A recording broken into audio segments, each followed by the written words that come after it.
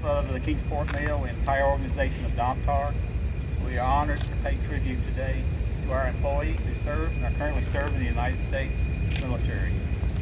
We're also very grateful that you have joined us for this special veteran celebration as we gather to introduce a new veteran wall that we will move from here into the building here after the ceremony. We as veterans are going to get thanked a lot over the next few days for our service. And while it's much appreciated, I'd like for you also to direct your attention, your gratefulness to our families. We got to go to do what we wanted to do, and we left behind our families to deal with the stuff we should have been dealing with. And some of us didn't know if we were coming home or not. So it's been said by John Eldridge in the book Wild at Heart, all a man really wants is a battle to fight, a beauty to protect, and adventure to experience. So please remember that as you thank your veterans, thank also their families. It's wonderful to see Kenny here today. Might get a little emotional as I tell this story. 23 October 1983. Sunday morning in Beirut, Lebanon. King was with Charlie Company. I was with Bravo Company, 1st Battalion, 8th Marines. I was asleep on the 4th floor of a building I was supposed to be protecting at the American Embassy when a blast took place. Woke me up. Sunday morning, 6:20. Later identified as the largest non-nuclear explosion ever recorded, carried out by a terrorist who attended his own funeral. Tracked the explosives back to Iran. The explosion was so loud that I immediately ran down to my command post to find out what was going on. And that's when I heard the chatter on the radio coming from the company commander saying that the battalion headquarters had been destroyed. 241 Marines were instantly murdered. Some were impaled on trees, some were burnt to death, some were crushed, some just dissolved. There were so many bodies, both live and dead, that the ships in the Mediterranean couldn't handle all of them. So some of them came to me at the American Embassy. We had a hospital directly behind us, where Marines did double duty, the regular post and then outside the rooms, from the hospital room to house the Marine. It's there that I met one of the courageous men, most courageous men I've ever met. My favorite movie is Braveheart. And in that movie, William Wallace says, men don't follow titles, they follow courage. Lance Corporal Terry Velour was a Lance Corporal, 3rd lowest rank in the Marine Corps. Before I went in to see him, the doctor said, put on these gloves, put on this robe, put on this mask. You don't want to risk infections. So I walked in the room and I shuddered at what I was seeing. Lance Corporal Velour was a Caucasian, but his skin was black. His head was swelled so large that he couldn't open his eyes. The doctor asked me to help lift him up, and as I did, the nurse pulled the sheets out from under him. And Lance Corporal Velour's skin was all over the sheets. The doctor asked me a question. When I answered, Velour immediately said, "Are you a Marine?" I said, "Yes." And he reached up to touch the flag on my uniform. And then he reached up to touch my rank. He said, "Sir, what happened?" I said, "Lance Corporal Velour has been a horrible attack, terrorist attack, explosion. Many Marines are dead."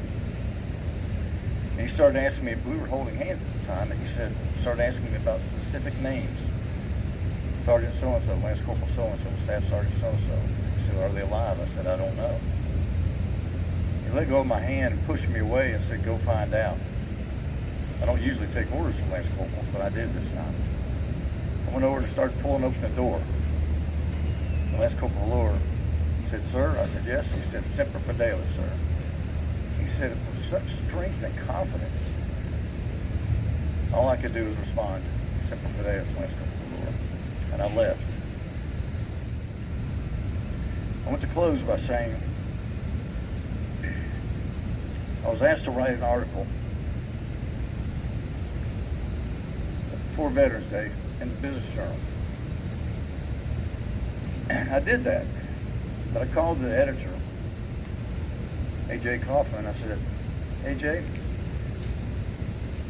I'm going to write an article that may shock you. It's not going to be your typical Veterans Day celebration article. He said, what are you going to write about? I said, I'm going to write about a man who thought he was a tough-ass Marine who was humbled by being diagnosed with PTSD, post-traumatic stress disorder, in early October. He said, who is that? I said, it's me. So look at your veterans out there, Ken, you especially. You may not know you need help, but you probably do. And if any of you want to talk about it, my cell phone's all over Kingsport. So please come find me. I'll sit down, I'll talk with you. I'll give you guidance, all that you need. I'll tell you about my journey. I made a commitment that I'm going to use my knowledge, my new knowledge, my experience, and the fact that I'm a public figure, to tell this story and help others. Thanks, Troy. Good morning, everyone. Miles, thanks for your service, sir. Thank you for your service. Thank you all for joining us here today. It's a privilege to be here with you. Thank you so much to Domtar for allowing us to recognize and honor these veterans here among us today. Those who have bravely served our country and sacrificed to protect the freedoms that we hold dear. Now, as a group, I'll invite you all forward to receive your congressional commemoration certificates in recognition of your service. Now, this moment's for you guys, so as I call your names, please come up and we'll stand in the front along here and I'll present you with your certificates. John Barham, David Kalia, Richard Gabriel, Christopher Goldthrift, Rhonda Guess, Kenneth Hicks, Lance Sullivan, Dale Hudson, James W. Isaacs, Jason Whitmire, Bradley Marshall, Thomas Meek, Jeremy Prophet, Todd Russ, Troy Anderson, and Robert Wheeler. So I joined the Air Force in 1984, stationed Eglin Air Force Base down in Fort Walton Beach, Florida. I know, stationed on the beach, 18 years old, tough gig. Somebody had to do it, so that was a good one for me. I served in the Air Force until 1988, and after I was discharged, just a few months after that, I first walked through these doors. So I joined the Kingsport Mill in 1989. I know the mill's had several names over the years, but the sense of family among coworkers still remains, and I've made lifelong friends, and I really appreciate it. I want to thank all that have said it in the past and all that will say in the future. Swearing this oath has distinguished you from all those from those who do not. The commitment, service, and valor all of you have shown will continue to define you the rest of your life. I want to thank everyone that's come today, and thank all my fellow veterans, and thank all the veterans across the country. I would also like to mention our disabled and homeless veterans, who are much less fortunate than any of us here today. This wall will remind us each day we come to work, not just today, and it won't be on Veterans Day, but every day. We pass through these doors, and when we go out these doors here, we'll walk by this. So it's a reminder on a daily basis. Excuse me. These guys gave a lot for our freedoms. Again, thank you all. Something that we strongly believe in supporting our veterans, and this wall represents that. This is just a tangible thing that's here, but we support our veterans wholly, and just want to make sure that our veterans know that, and I appreciate it. I appreciate your service. We do have a check presentation that we want to give Amy Hamilton, right here, from Honor Flight of Appalachian Highlands. If you're not familiar with this group will take veterans to Washington, D.C. Right? And some may not have the opportunity or could afford that.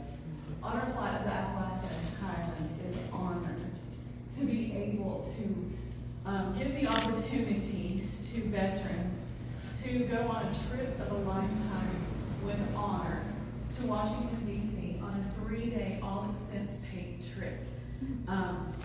We don't do this alone, and we do this because of the support of our wonderful community and the support of organizations like Domtar. And it's, again, an honor to be able to give our veterans a chance to be around other veterans, to create a brotherhood and a sisterhood, and to have that time to be honored, and to be thanked, and to be loved. And a lot of them did not get that when they returned home. And we hope that we can do this one very small gesture, with your help, with your support, and your generosity, to give them the thanks that they so deserve. And to give them an opportunity to heal and to have a moment of possible closure. So again, thank you very much.